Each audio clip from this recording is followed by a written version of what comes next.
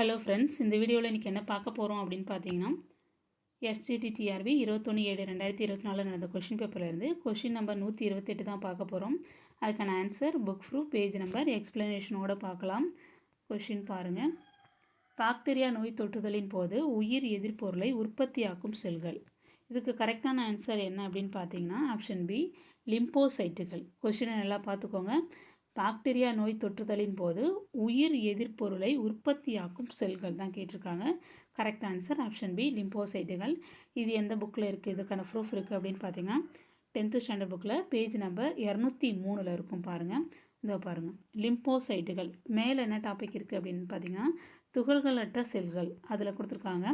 லிம்போசைட்டுகள் கொடுத்துருக்காங்க. அதில் வந்து இதோ இருக்குது பாருங்கள், எதிர்ப்பொருளை உருவாக்குகின்றன.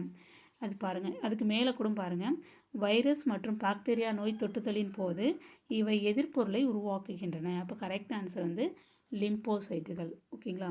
இந்த வீடியோ உங்களுக்கு பயனுள்ளதாக இருக்கும் நம்புகிறேன். Thank you friends.